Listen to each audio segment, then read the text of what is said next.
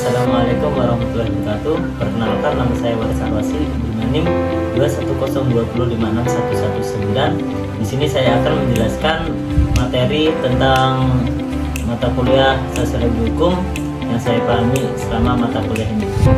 Materi pertama yaitu mengenai masyarakat. Yang pertama yaitu pengertian masyarakat. Masyarakat atau community yaitu dalam bahasa Yunani yang artinya persahabatan.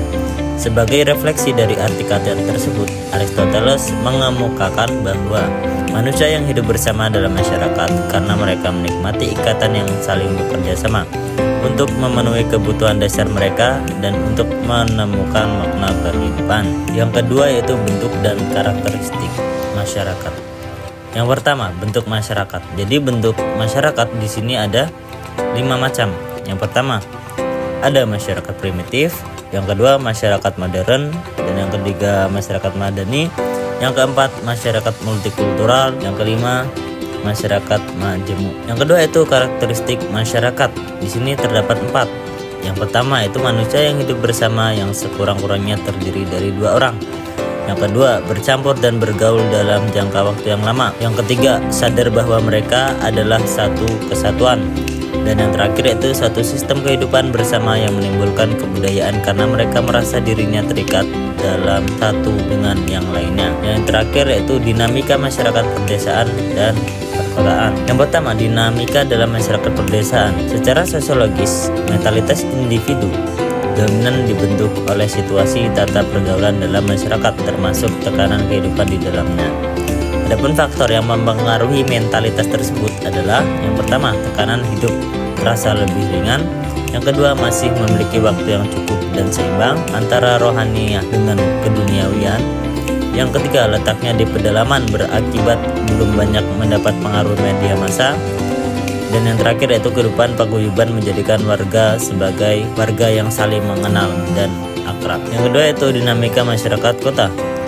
Yang ciri-ciri masyarakat kota ini, yang pertama keanggotaan tidak saling mengenal, yang kedua bermata barang di bidang sektor industri, yang ketiga lebih terikat kontrak, yang keempat memiliki tatanan nilai, dan yang terakhir yaitu memiliki struktur masyarakat yang terbuka. Selanjutnya yaitu membahas mengenai sosiologi hukum. Yang pertama, lahirnya sosiologi hukum. Sosiologi hukum diperkenalkan oleh Anzilotti pada tahun 1882 dan dipengaruhi oleh 3 disiplin ilmu, yaitu yang pertama filsafat hukum. Aliran filsafat hukum yang menjadi penyebab lahirnya sosiologi hukum adalah aliran positivisme yang dipelopori oleh Hans Kelsen yang mengungkapkan bahwa hukum itu bersifat hierarkis. Adapun aliran filsafat yang memiliki andil dalam pertumbuhan sosiologi hukum yaitu madhab sejarah, aliran utility, aliran sosiologikal jurisprudensi, yang keempat itu aliran pragmatik legal realis. Yang kedua itu ilmu hukum, yakni kajian ilmu hukum yang menganggap bahwa hukum adalah gejala sosial. Yang ketiga itu sosiologi yang berorientasi pada hukum. Yang pertama, Emil Durkheim menyatakan bahwa setiap masyarakat selalu ada solidaritas. Yang kedua, Max Weber menyatakan bahwa hukum ada tipe 4 idealitas. Yang kedua itu ruang lingkup sosiologi hukum. Ruang lingkup sosiologi hukum mengenai disiplin ilmu adalah suatu sistem ajaran tentang kenyataan. Disiplin analitis adalah sistem ajaran yang menganalisa, memahami, dan menjelaskan gejala-gejala yang dihadapi seperti contohnya sosiologis, antropologis, sejarah, dan lain-lain. Sedangkan disiplin hukum adalah ilmu-ilmu hukum yang terpecah lagi, contohnya sosiologi hukum, antropologi hukum, sejarah hukum, dan lain-lain.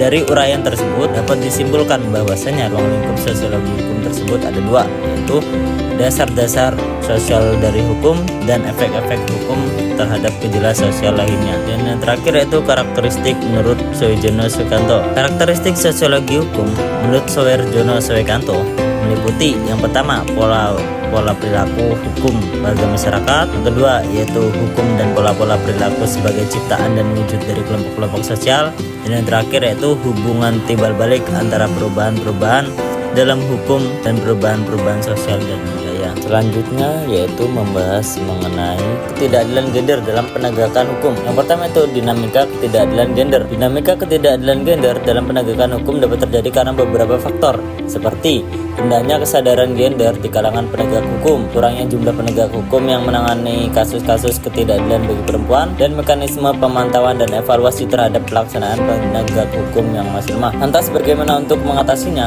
Untuk mengatasi ketidakadilan gender dalam penegakan hukum diperlukan pendekatan hukum yang berkeadilan gender sebagai bentuk permasyarakatan, kesetaraan, dan keadilan gender. Kedua itu faktor-faktor ketidakadilan gender. Yang pertama yaitu ada faktor stereotip. Yang kedua subordinasi, yang ketiga marginalisasi, yang keempat violence, dan yang terakhir yaitu beban kerja. Dan yang ketiga itu feminist legal theory. Feminist legal theory atau teori hukum feminis adalah teori hukum yang lahir dari pemikiran kaum feminis, yaitu suatu gerakan atau orang-orang, utamanya perempuan, yang memiliki keyakinan atau pandangan bahwa perempuan mengalami ketidakadilan karena jenis kelaminnya dan karenanya berupaya untuk menghapuskannya dengan meningkatkan otonomi perempuan dan advokasi hak-hak perempuan. Selanjutnya itu berbagai aliran dan pemikiran feminisme. Yang pertama feminisme liberal, kedua feminisme radikal, dan yang terakhir yaitu feminisme marxis dan sosialis. Selanjutnya yaitu membahas mengenai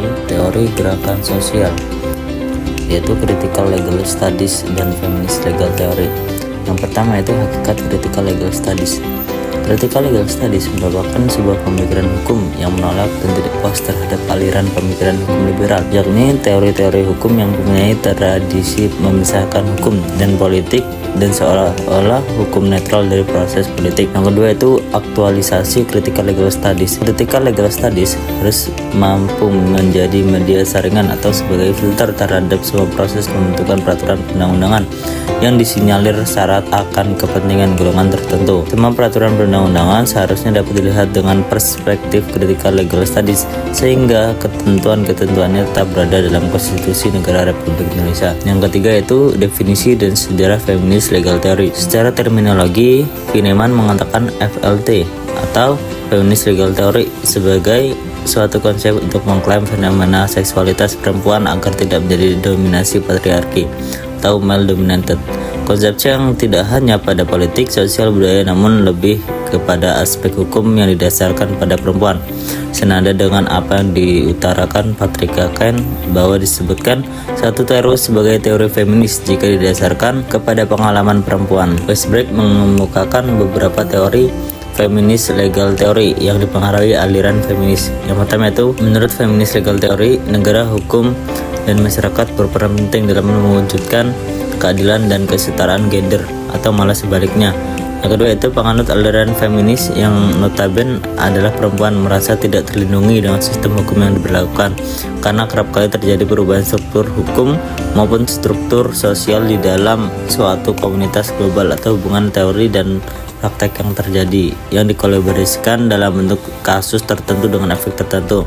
Dan yang terakhir yaitu kelompok feminist legal theory berasumsi bahwa hukum adalah produk ideologi tertentu, yakni ideologi yang dianut kaum laki-laki. Selanjutnya yaitu membahas mengenai aliran-aliran pemikiran yang mempengaruhi terbentuknya sosiologi hukum. Yang pertama itu ada mazhab formalistis. Di sini ada dua pendapat. Yang pertama itu Austin, yang terkenal dengan pahamnya yang menyatakan bahwa hukum merupakan perintah dari mereka yang memegang kekuasaan tertinggi atau dari yang memegang kedaulatan. Yang kedua yaitu dari Carlson, yang menganggap suatu sistem hukum sebagai suatu kaidah hukum tertentu akan dapat dicari sumbernya pada kaidah hukum yang lebih tinggi derajatnya. Yang kedua yaitu mazhab sejarah dan kebudayaan. Von Savigny berpendapat bahwa hukum merupakan perwujudan dari kesadaran hukum masyarakat. Dia berpendapat bahwa semua hukum berasal dari adat istiadat dan kepercayaan dan bukan berasal dari pembentuk undang-undang. Yang ketiga yaitu aliran utilitarianism. Jeremy Bentham adalah seorang ahli filsafat hukum yang sangat menekankan pada apa yang harus dilakukan oleh suatu sistem hukum. Dalam teorinya tentang hukum, Bentham mempergunakan salah satu prinsip dari aliran utilitarianism, yakni bahwa manusia bertindak untuk memperbanyak kebahagiaan dan mengurangi penderitaan. Tokoh lain dari aliran ini adalah Rudolf von Jering, yang ajarannya disebut sebagai social utilitarianism. Von Jering menganggap bahwa hukum merupakan suatu alat bagi masyarakat untuk mencapai tujuannya. Dia menganggap hukum sebagai sarana untuk mengendalikan individu-individu agar sesuai dengan tujuan masyarakat di mana mereka jadi warganya. Selanjutnya yaitu membahas mengenai hukum progresif dalam sosiologi hukum. Yang pertama, dasar hukum progresif. Hukum progresif merupakan pemikiran perkembangan hukum yang digagas oleh Profesor Sajipto Raharjo yang berpandangan bahwa hukum dibentuk untuk manusia, bukan manusia untuk hukum. Dasar pemikiran tersebut bahwa kajian hukum saat ini telah mencapai ekologi yang berdasar pada pemikiran antroposentrisme. Yang kedua, yaitu hukum dan perubahan sosial. Hukum sebagai pengendali sosial berperan aktif untuk menentukan tingkah laku manusia. Tingkah laku yang dianggap menyimpang terhadap aturan hukum, sehingga hukum dapat memberikan sanksi terhadap para pelanggar hukum. Tuntutan bagi terjadinya perubahan hukum mulai timbul ketika adanya kesenjangan di antara keadilan. Tuntutan bagi terjadinya perubahan hukum mulai timbul ketika adanya kesenjangan di antara keadaan, hubungan, dan peristiwa dalam masyarakat dengan peraturan hukum yang ada. Yang ketiga itu hukum progresif dalam perspektif hukum alam. Hukum progresif dalam perspektif hukum alam menekankan bahwa hukum harus berkembang seiring dengan evolusi nilai-nilai moral dan memperbaiki ketidakadilan yang ada.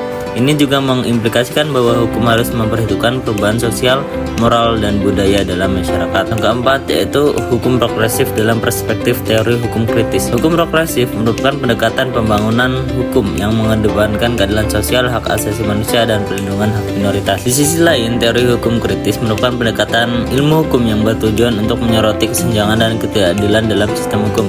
Dari perspektif teori hukum kritis, hukum progresif dipandang sebagai alat atau sarana untuk mencapai tujuan yang penting tersebut. Selanjutnya yang nomor 5 yaitu hukum progresif dalam perspektif teori hukum kritis. Beberapa konsep kunci dalam hubungan antara hukum progresif dan teori hukum kritis melibatkan pemahaman bahwa yang pertama yaitu adanya ketimpangan struktural. Yang kedua, adanya kritik terhadap kekuasaan dan struktur. Yang ketiga, adanya perlindungan hak asasi manusia.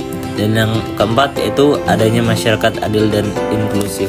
Baik, itulah penjelasan mengenai materi mata kuliah sosiologi hukum yang dapat saya sampaikan.